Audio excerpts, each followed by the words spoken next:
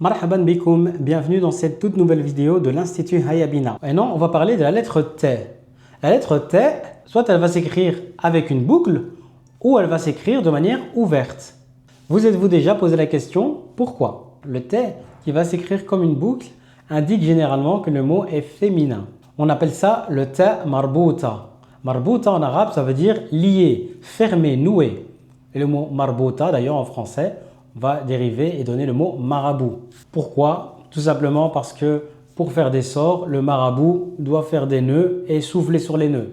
Donc un mot féminin terminera généralement par un ta marbouta, comme le mot sayyaratun, une voiture, ou bien muallimatun, une enseignante. Passons maintenant à l'autre ta, ce qu'on appelle le ta maftouha, le ta ouvert. On va généralement le retrouver dans des mots qui sont masculins. Je dis bien généralement parce qu'il y a des exceptions dans les mots qu'on utilise dans la vie de tous les jours.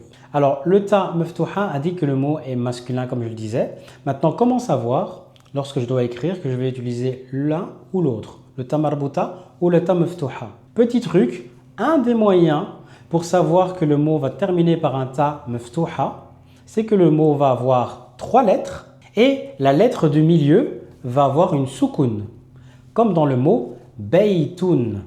Baytoun, j'ai le ba, le ya et le ta.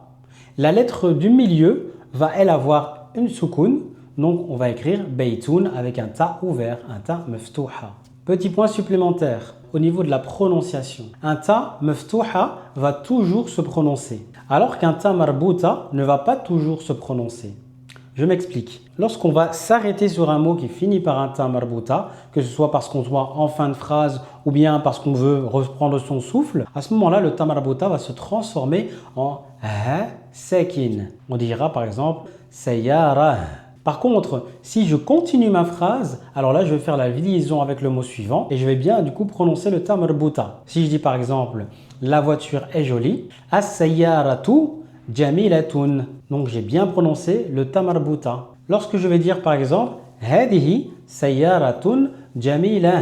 Vous voyez que sayyara, j'ai bien prononcé le ta marbouta à la fin, sayyaratun, alors que pour jamila, j'ai fait un ha sakin, jamilah. Pourquoi? Parce que je suis en fin de phrase. Et lorsque je m'arrête, je transforme le ta marbouta en ha sakin. Que retenir? Dans la langue arabe, on a 2 fins possibles pour le ta. Soit il s'écrit noué, on va appeler ça le ta marbouta, soit il s'écrit ouvert, on appelle ça le ta maftouha. Généralement, le ta marbouta va être là pour les mots qui sont dits féminins et le ta maftouha pour les noms qui sont dits masculins. Au niveau de la prononciation, un ta maftouha se prononcera toujours, alors qu'un ta marbouta, si je m'arrête sur le mot qui termine par un ta marbouta, je dois le transformer par un ha sakin. Si je ne m'arrête pas et que je continue, alors là, pour faire la liaison, je vais prononcer le ta marbouta. Petite question pour vous. Comment se prononce un ta marbouta à la fin d'un mot? Petit a comme un ta normal, petit b comme un ha sakin et petit c, on ne le prononce jamais quoi qu'il arrive. Deuxième question, comment savoir si un mot se termine par un ta maftouha? Voilà, c'est tout pour cette vidéo. J'espère qu'elle vous aura plu. N'hésitez pas à liker, partager, commenter et vous abonner si ce n'est pas encore le cas. On se retrouve bientôt pour la prochaine vidéo. Ma'as salama.